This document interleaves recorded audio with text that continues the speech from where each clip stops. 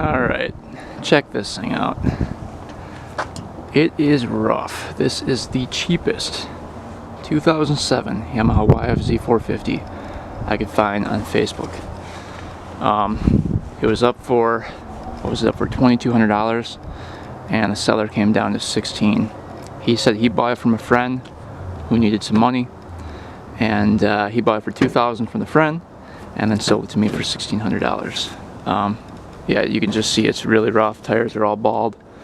It looks like they were doing tons of burnouts on these. HMF pipe, the silencer right here, is just kind of like wobbly on there. The header pipe has a hole in it. Not really sure how that happens, but you can see the big hole right here. Kind of interesting. Plastics are like painted. You can see painted white. They're all bubbly. Frame looks like it maybe was painted. I'm not sure if that's the original color red for the frame. The VIN is there, which is good. Clutch cable is locked up, I believe. It's very hard to press in. Most of the time you see these with the headlights stripped out of them, so that's good.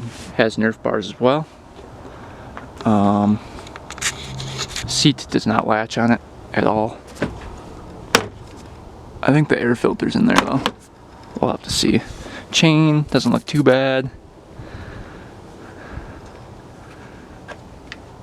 But we turned it over when we were there, and the engine sounds pretty decent. I didn't hear any knocking at least, so hopefully this thing will fire up and run today. I'm not sure. The guy said it's been sitting for a while outside, so it looks like the TPS sensor is unplugged and bypassed on the carb. It's always a good sign. So this one will be interesting. Today we're going to try to get this running and driving and hopefully all fixed up.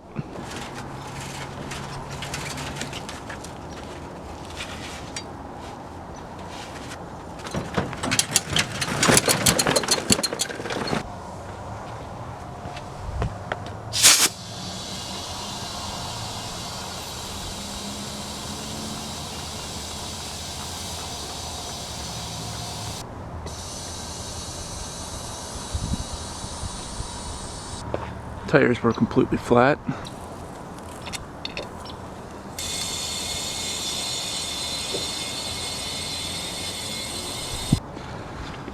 A little walk around of it. Doesn't look too bad from far away.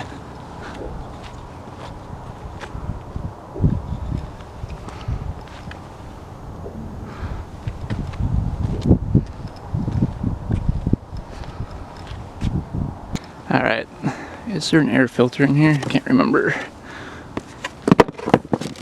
Yeah, K&N, but it's all, looks like ripped to shreds here. It's all really bad. It's not connected either. So, we are going to see if this thing fires up. We'll put a battery charger on the battery, just see if anything turns on here.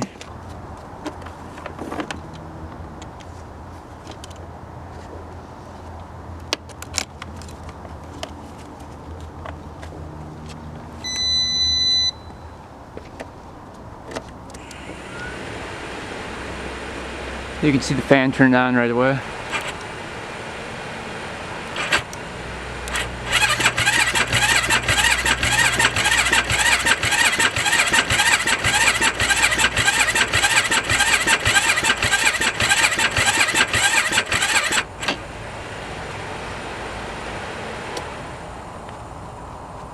Yeah, she's not gonna start. It's gonna need a good gone through before we can even attempt to start this thing. Yeah, so let's get it in the shop and see what's wrong with this thing. Hopefully nothing serious. I'm hoping the crank is good and the top end is good. Alright. Let's start by diagnosing this solenoid. I'd like this to work. So the solenoid is right down here. Here is the solenoid. We're going to see what happens when we hook up a battery to it and we hit the start button. We should see 12 volts going across the solenoid to this wire right here. and going down. Otherwise, we either have a problem with the button, the start button, or maybe a fuse. Put 1, 2 negative terminal. And 1 to the positive, we should have 12 volts.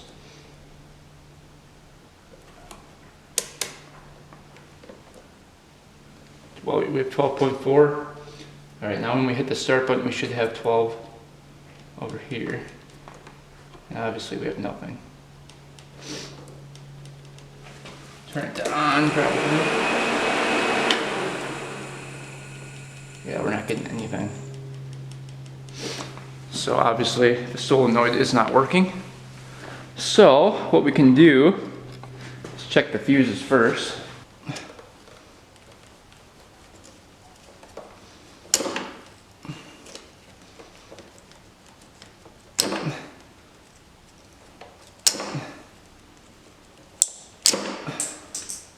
We'll put a new fuse in there.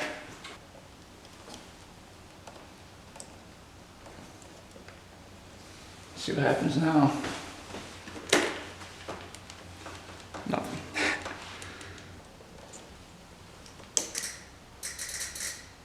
Here's something going.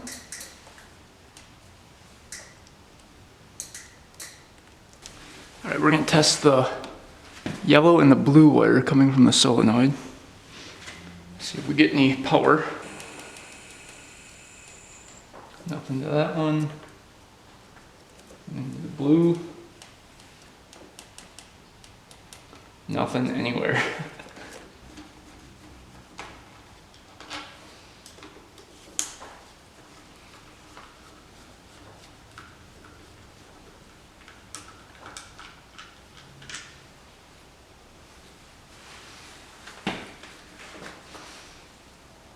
Peek underneath here.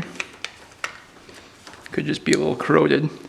If this thing sat outside, it could definitely be the case. Just a little plate and a screw comes out. This little guy should come out of here.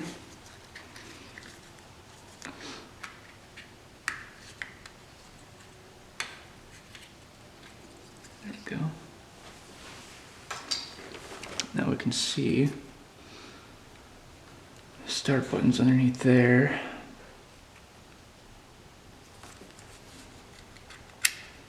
Take that out. You can pull this out of here.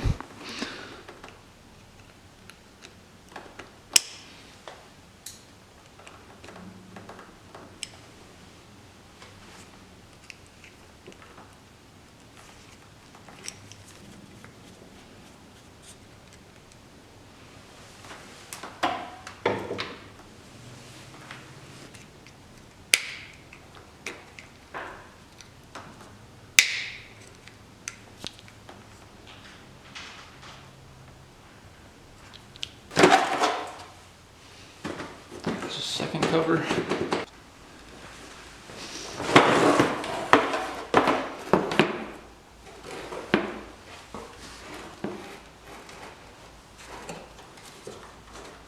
Right away, there's a ground wire that's not on the frame. That needs to be, that looks like it's for the, probably the fan to turn on. So that's an important wire. Let's see. So the safety switch for the clutch is usually up here. I wonder if that's not bypassed, and maybe that's why it's not working. So we're gonna open this up and just see what's in there. All right, looks like we've got power going to the solenoid now. We hit the start button. We should see 12 volts there. On both of these. And still nothing's happening with the solenoid, so we are going to investigate the solenoid. Alright, so it looks like right off the bat we need a new solenoid. I tried to mess with it a little bit and we could not get that to work. So we are getting voltage to the solenoid and it's grounding it out when we hit the start button. So everything is working up until the solenoid, and then we can obviously jump the solenoid so we know it's not the starter. So we diagnose that it is 100% the solenoid. So we'll have to order one of those up. So now we can move on.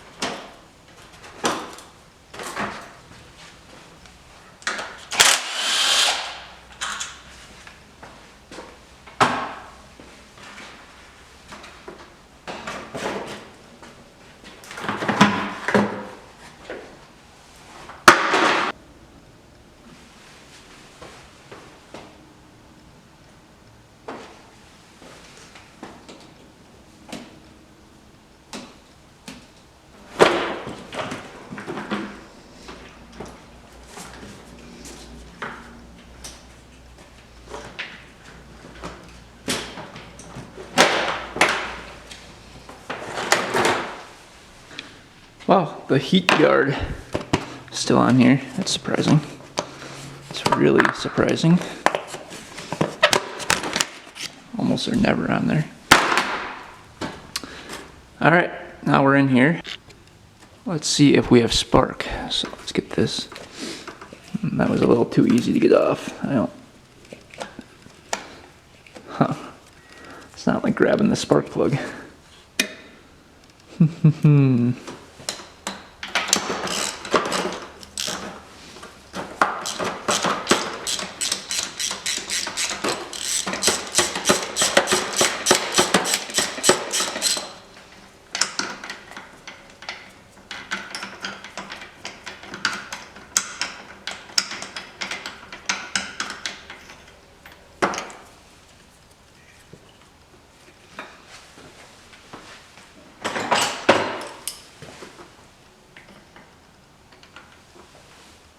Alright, spark plug looks pretty good. Not too bad. Nice brown tip. Let's hook this up. See if anything happens. See, it like doesn't like click into place here.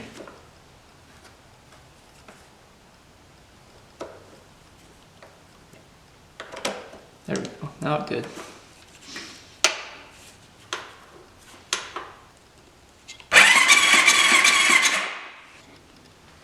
You guys look for spark. See if we get anything here.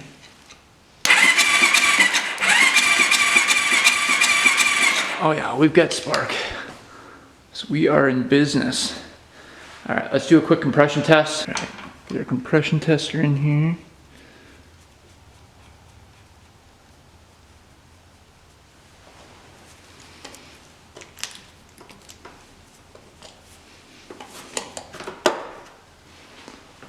Now we're going to be doing throttle open.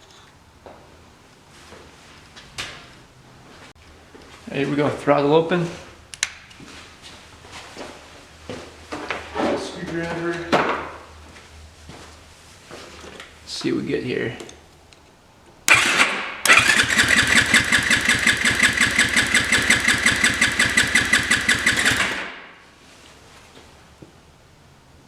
About 120 pounds of compression.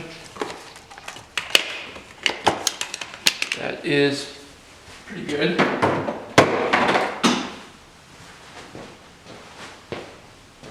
So this does have a decompression mechanism on it where it lowers compression for starting.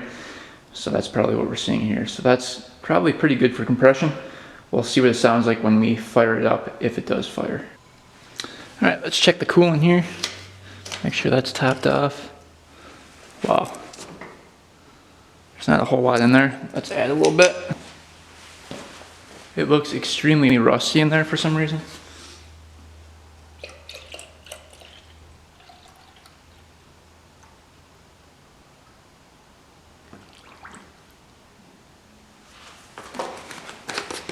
Alright, it's topped off now. I'm kind of afraid to check the oil. Alright, here we go. Let's see what this looks like. Yeah, this is really high with oil. It's way over the fill mark. It's like way over. Look at that. Way overfilled.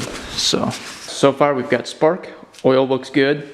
From the dipstick at least. We'll have to drain it later and see if there's any metallic flakes, but we'll first hear how it sounds. So next is fuel. Let's get this carburetor out of here and start digging in. All right, try to get this carburetor out of here.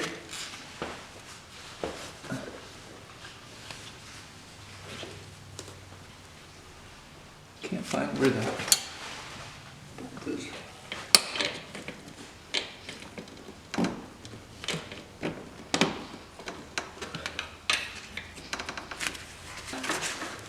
Tough to get out.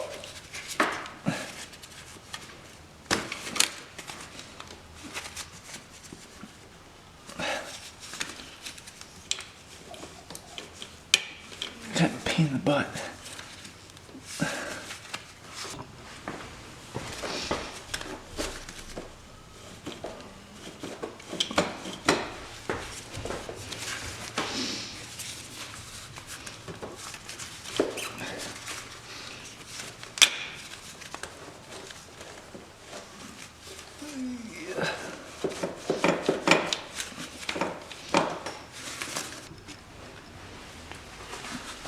Alright, we got the throttle cable disconnected.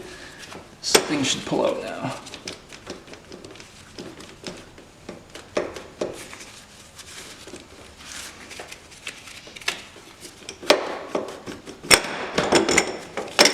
Alright, there's some wires connected to it. We got, let's see, these right here.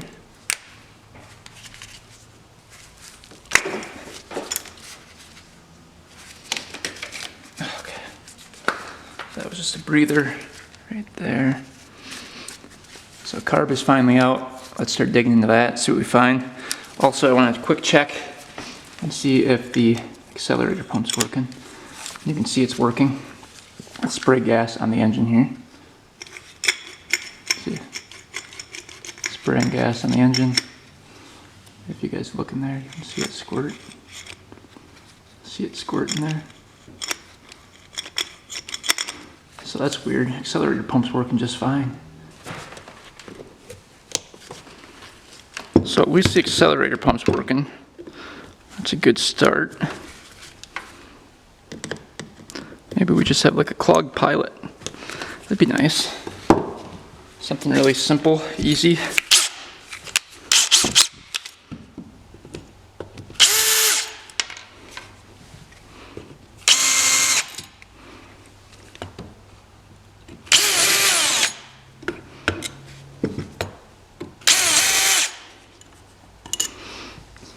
We'll see if this thing is jetted for the pipe too. We'll probably have to rejet it. Oh yeah, she's a little crusty in there. Bit of gunk building up in there. So we'll clean that out. Get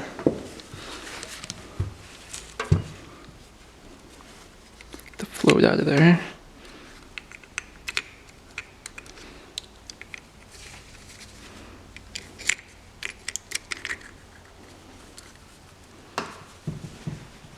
No gas in the float.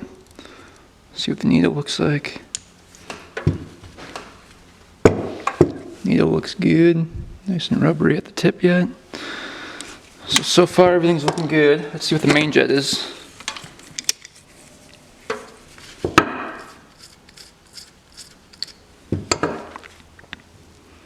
Looking at a 170 for the main. That is clear. It's a pretty big jet. Let's get out the pilot jet here. So there's a starter jet and a pilot jet. There's a little starter jet. 90 for that one. That looks like it's stock.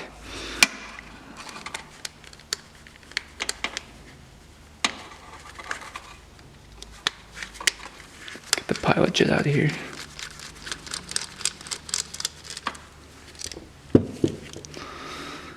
Pilot jet is a 48.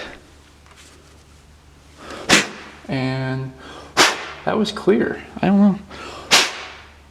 know. It's partially clogged, but mostly clear. That's interesting.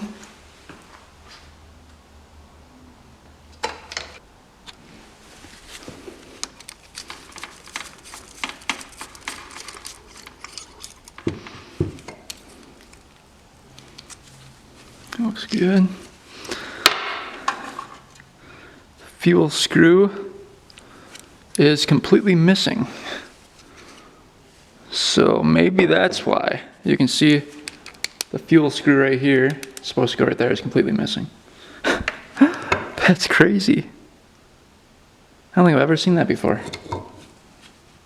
Yeah, it's just completely missing. So that is not great. So that would be the problem right there. Fuel screw completely missing. All right, that's a new one.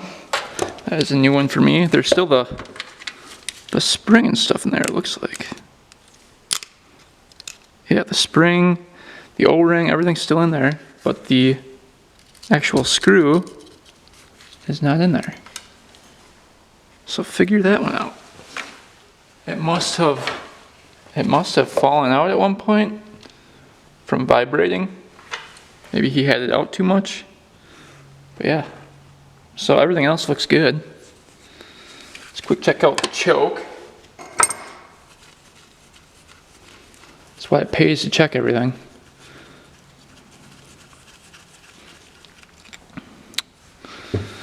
Yeah, that looks good too. It doesn't stay out though. See that? So it must be worn out a little bit.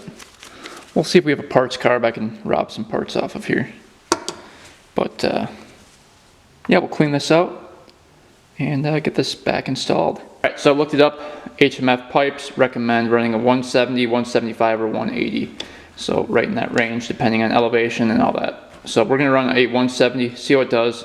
If it's too lean, we'll change it out. But we're going to leave the 170 in there. And the 48 pilot's fine. And the starting jet is fine. I found a new choke for it as well that stays out.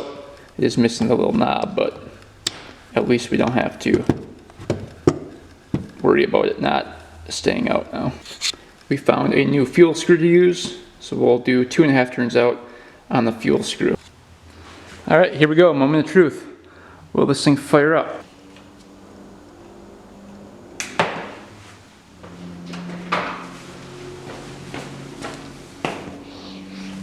Here we go.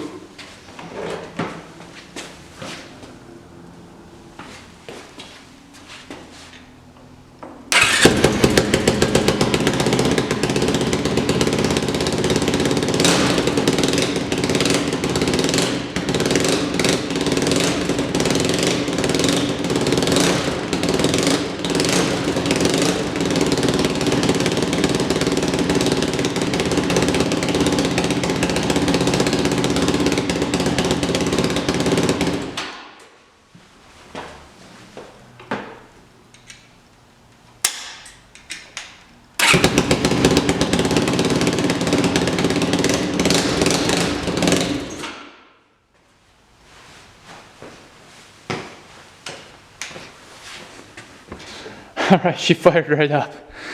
That sounds really good. The big hole in the pipe doesn't help, but sounds like it's running really good. Let's fire it back up.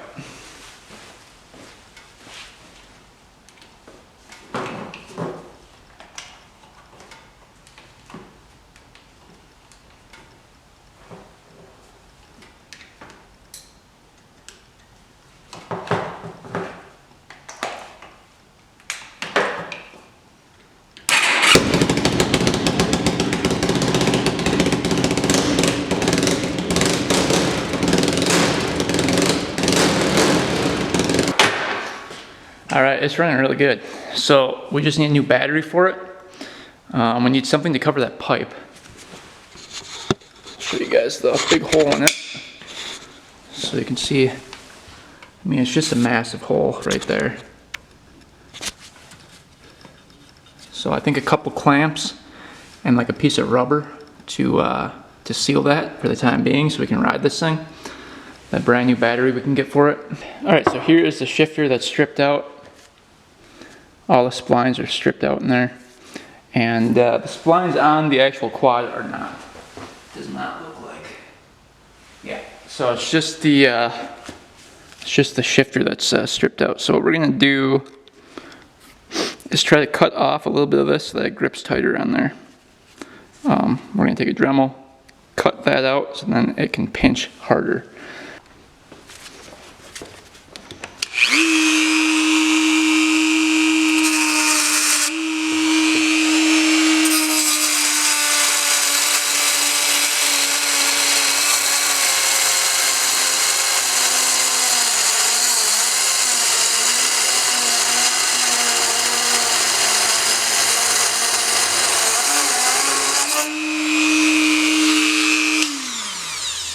cut a sliver out of there. And we'll put a bolt in there and see if we can clamp this down a little tighter. Alright, I think we got it kind of fixed, so at least it shifts now. It's still a little wobbly on there, but it's shifting pretty good. So we'll see how long that lasts, but at least we can test drive this thing. Alright, so this is just a temporary fix until we can buy a new header pipe for this thing, which I think you can still buy, hopefully.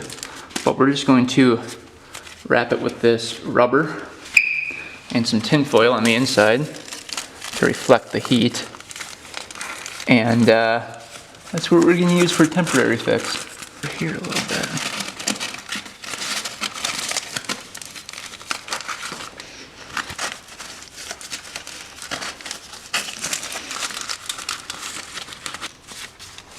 Okay. This rubber piece can go right around there.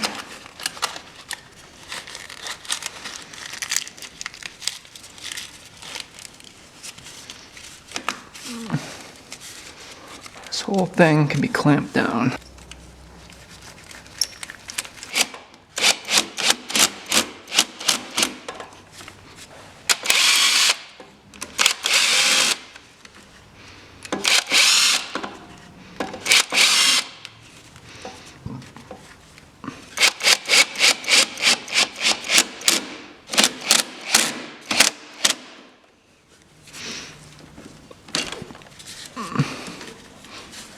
Pretty tight.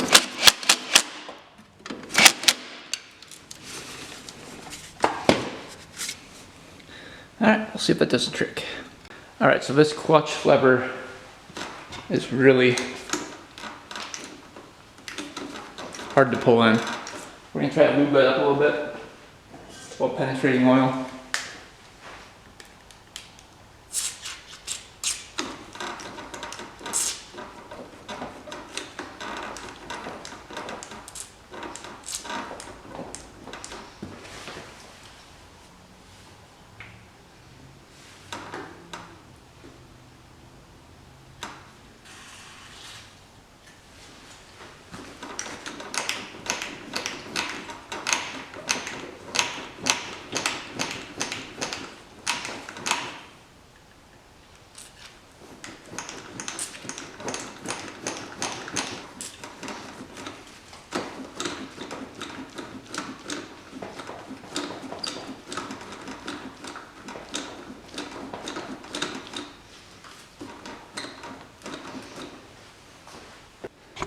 Alright, that's as good as that's going to get until we can get a new clutch cable. Because that clutch cable, I could see it's all rusty and bent in places, so it's pretty much a junk clutch cable at this point. But everything else is good to go. One more thing I want to do is get the grab bar in the back bolted on. You can see that's not bolted at all. And the pipe is missing a bolt right up here.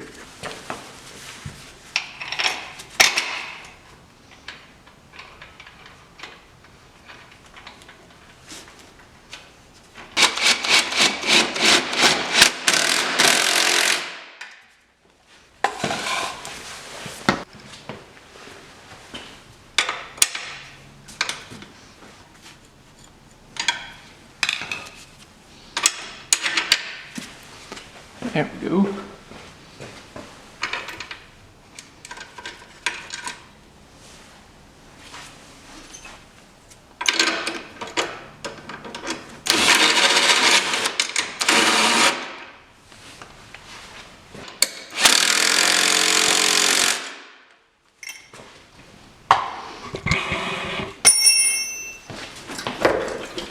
Now it's solid. Alright, this thing's all set to go. Everything I checked over, made sure all the wheels were tight on this thing. So everything besides the solenoid is working on it. We got the fan working here. So we'll probably just run it with the fan on the whole time. They just bypass the fan with a switch. And I'm not sure if this thing was rebuilt recently, but it feels like it has a ton of compression. Let's go see if it rides here. Hopefully it shifts. Alright, made it up to the land. It is pretty muddy today, so it should be a fun ride.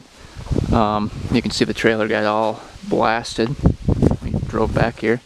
But yeah, let's see how this thing drives. I haven't driven it yet, but I only started it, and we found out that our little fix right here did not work. So I took some sheet metal and bent it around there and then clamped it, and now it's working.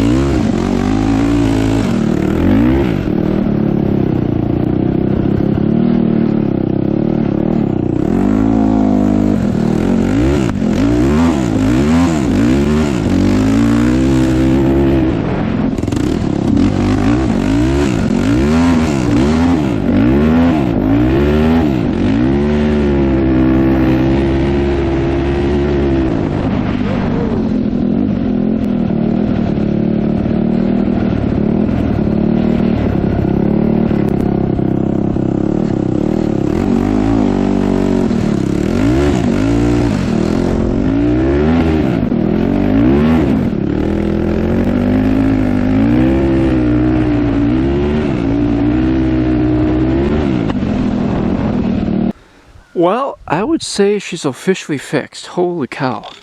This thing absolutely rips. The back tires don't grab at all because there's zero tread left and we're going through mud. Once those wheels catch, I mean, it takes off. Didn't overheat, didn't shut off. I had to adjust the idle like halfway through the ride just so that wouldn't shut off, but after I did that, and now idles perfectly. I don't see any coolant leaking anywhere. I don't see any oil leaking. So engine is nice and tight here. Overflow's not leaking. It's looking good. Let's see what the oil looks like here. Hopefully it's not milky. That would really suck. Let's see. Oh, it's clean. That's really lucky. So we don't have a blown head gasket. We don't have a bad water pump seal. Everything is good. So we got this thing for 1,600 bucks, and it was just one simple fix. That fuel screw was out of the carb, and that's probably why it didn't idle or start. And yeah, plus the choke mechanism wouldn't stay open, so I'm wondering if when the guy went to start it, he put the choke on, but then it shut right back off again, and then it wouldn't start, you know. So maybe that was a possibility, not sure, but this thing is officially fixed.